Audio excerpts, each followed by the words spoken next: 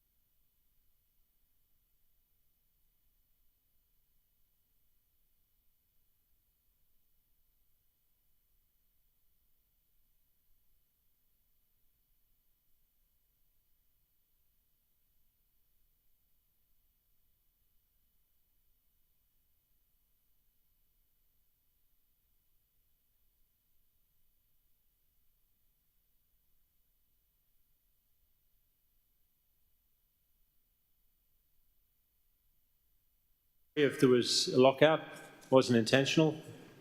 Take a seat. Okay, we've got to, we're at 9 and 25 to 37 Victoria Street, Fitzroy. Is there anybody here representing the applicant? Okay, any objectors registered to speak? Steve Legg? Yep. Please come forward, Steve. Sit up here at this desk, press the button at the bottom. When the red light comes on, you get 5 minutes from the minute you start talking. Welcome, Steve.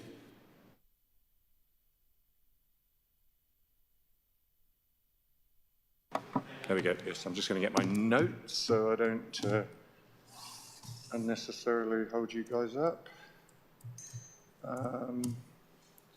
Okay. So Steve Legg is my name. I'm at 19 Victoria Street in Fitzroy. And my objection is specifically related to the proposed townhouses at number 9. I think, as you'd all be aware, the land footprint size is tiny. Currently a single road of car spaces, which essentially means the townhouses will have to be very tall and very skinny. The real wall will be absolutely flush with the building infrastructure of our of our block, which means that there is no space between the buildings.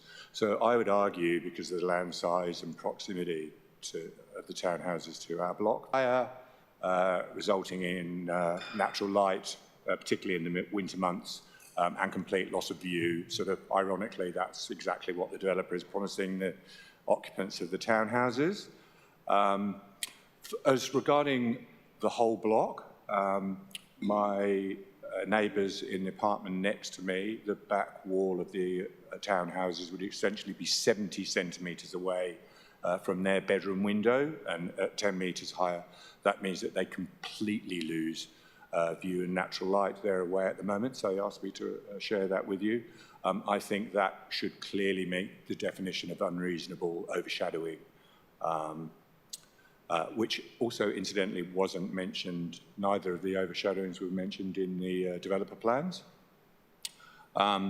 Also, because of the proximity of the boundaries, the townhouses would completely box in the car park ramp, making it almost completely inaccessible for necessary maintenance or repair work. And this impeded access will present a huge and unreasonable financial burden for all of the residents of our block if and when any maintenance work needs to be carried out. Additionally, we will lose access to the common property shared storage area under the ramp, which means we can't use it for intended purpose. We will also lose access to existing services, air conditioning units underneath the ramp, which would need to be moved at some point, which would be, again, a significant cost, as it's a big job, possibly to the roof.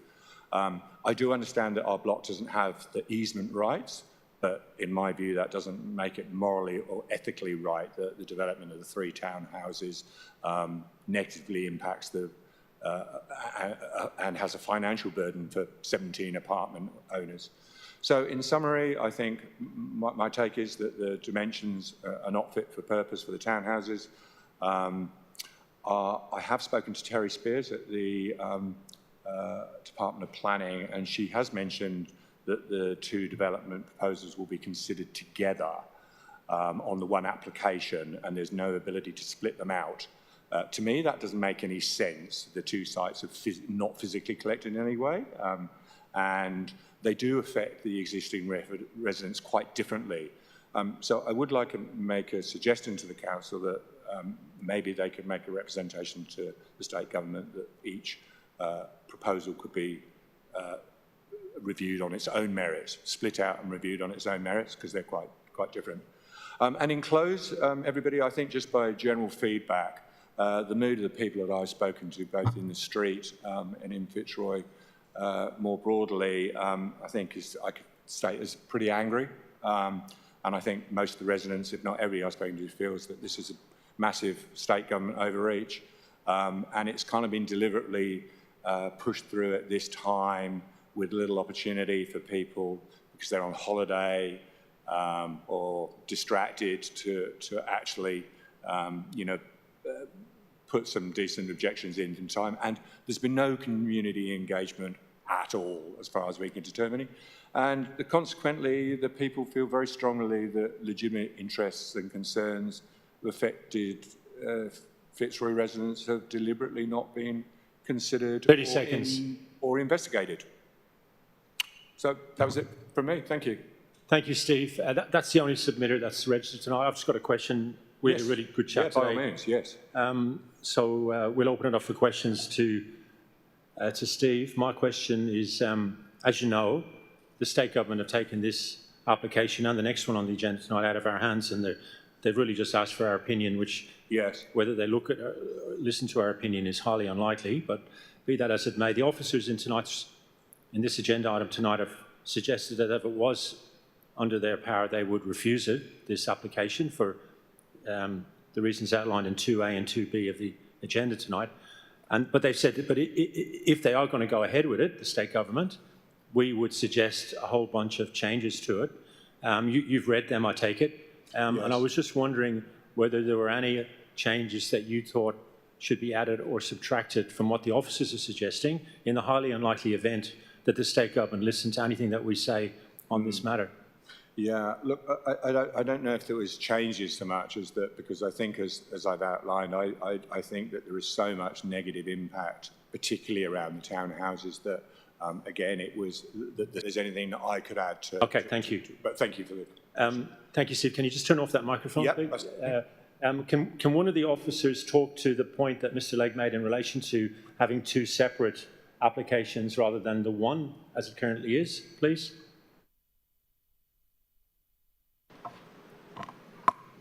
Thank you, Chair. DTP have provided us notice with the two applications merged as one. We're not able to control how they consider it. It's entirely under their remit. All right, thank you. Are there any other questions from councillors to Councillor Crossland? Thank you. To staff, I just wanted to clarify regarding the points that was raised in terms of access to the under-ramp storage and also the air conditioning units which are located there. I'm wanting to understand, is that within the considerations of council when they have access that's via a property like this where there is no commonality in terms of ownership or access arrangements? What happens in such instances? Through you, Chair. I'm actually not entirely sure where the air conditioning units are. We haven't gone to that level of detail because we're not the responsible authority. In terms of really detailed off-site amenity impacts like that, that is up to the planning officer at DTP to undertake that assessment. So they would have to look into retaining access to any adjacent units. Thank you. We have got a suggested way forward from Councillor Crossland. Do we have this? Well, as ward councillor, well, no, Councillor Aston wants to second it. That's fine. If there are any other questions before we go to that, no. Okay, Councillor Crossland, you've got a seconder. Would you like to speak to your motion, please? Your alternative motion, please. Thank you. And I believe Councillor Aston does have an amendment. Do you want to? Oh, fabulous. Thank you.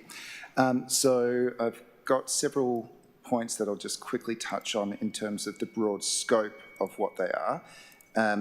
They include supporting the officer recommendations with the additions of, in regards to 25 to 37 Victoria Street, stairwells to be unenclosed to common areas, no stairwell walls or doors to common areas, east stairwell on the boundary to have external glazing, west stairwell to provide access to the ground floor common area.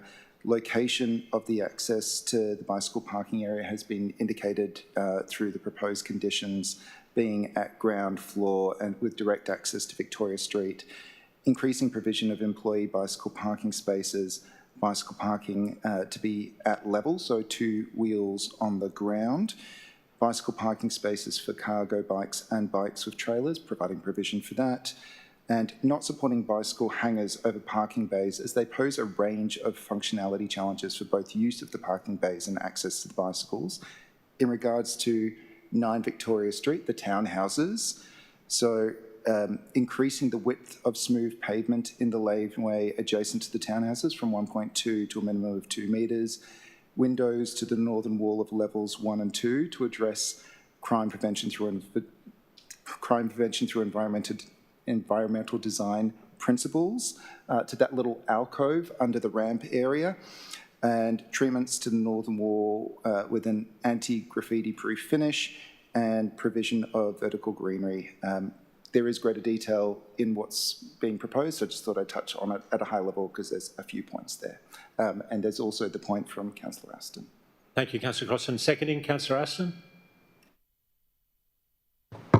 I've got nothing to add. Ed covered everything. Thank you. Would anyone else like to speak to this? I mean, I just have to make the general point, which I think we all agree on. It's like the PDC's increasing. They're like a conga line of applications that we have literally no say over. We've just been asked for our opinion as a box-ticking exercise by the state government. Democracy's out the window. There's no right of appeal for council or indeed residents. And I just really, really value and admire the fact that residents in Fitzroy have actually, because they could have just said, what's a waste of time, but you fired up, come here, made your point. And in a state election year, hopefully you keep making that point So thank you for that. Councillor Cross, anyone else want to speak? Councillor Crossan, do you want to exercise your right of reply? Just briefly, wanted to say thank you for taking the time to be here today to speak on behalf of yourself and your neighbours. We're in a bit of a tricky spot because we're not with the officer recommendations, like we've got too much demolition of heritage fabric. There are a range of impacts from this application to surrounding area.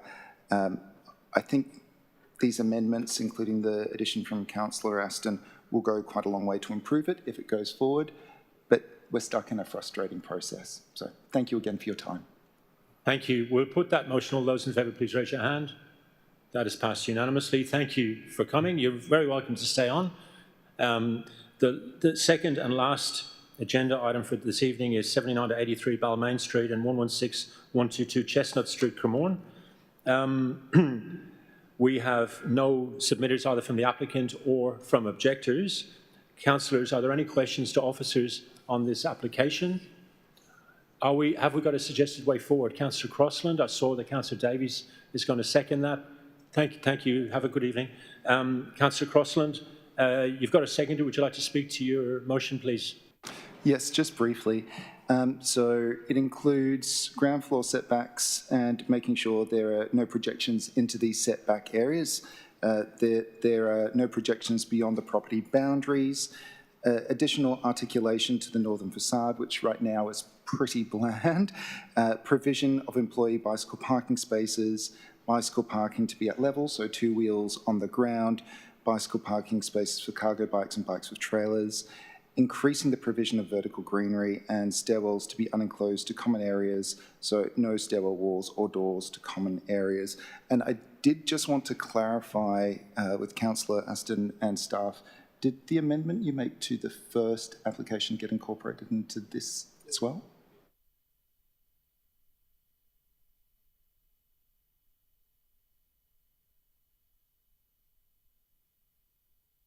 Fantastic. That was just confirming that there'll be suitable irrigation to make sure that all the vertical greenery stays lush and green ongoing. Thank you. Councillor Davies, in seconding the motion. Yeah, everything that Ed said, it's great having a planner on board, isn't it, sometimes, just to pick up the detail. But just to reiterate what the Mayor said on the previous project that we're just discussing, the state government has removed nearly all of our powers on these matters, in particular these large-scale developments. So it is really just our job to sort of guide responsible development now. It's really the only thing within our capacity, particularly with height and build form. I just want to thank the officers for putting together quite a comprehensive, recommendation. Thanks, Ed, for tightening up the edges. It is now more about how we curate Cremorne towards architectural excellence. Now that we're losing control, it is good to see that at least this building has some inspiring architectural features. But we really need to keep in mind that we need to do this while protecting the local community and its best interests. That's not always going to be the case. We're not always going to be able to do that, but I'll always hold steadfast to nothing south of Main Street and nothing west of Cremorne Street. Let's try and contain this, and I'd call on developers out there to work with us and the council to contain this development to certain portions of Cremorne and give some respect to the local community. I'd also just I'd like to call on the council in some shape or form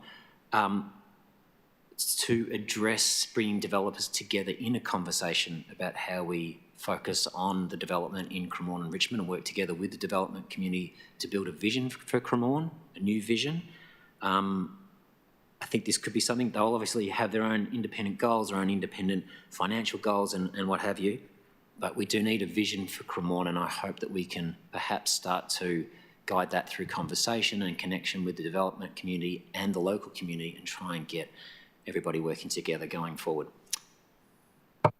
Thank you. Anyone else like to speak to this agenda item? Okay, we'll exercise your right of reply. Thank you very much. Yes, look, I just wanted to make it clear that these amendments are, in addition to supporting the officer recommendations, I appreciate very much the work that officers gone to in preparing this. I think it's a great report. I think this, as has been touched on, just tightens it up a little bit more. Something that we're seeing a lot of in Cremorne and a number of areas, but particularly in Cremorne, is sites that are really trying to push the boundaries of what can be accommodated as opposed to what should be accommodated. And we've got a lot of growth and development happening there. We need to make sure that there is enough space to more greenery. This application as it stands does not have enough. We want to make sure that there's the infrastructure on site to support people who are trying to get there by active transport modes, so getting more bicycle parking on site, and overall just bring this into greater alignment with the community's expectations of the development they would like to see should this go ahead. Thank you. Okay. All those in favour, please raise your hand. That is passed unanimously, and I thank you. That's the agenda finished, so the meeting closes at 6:51 p.m.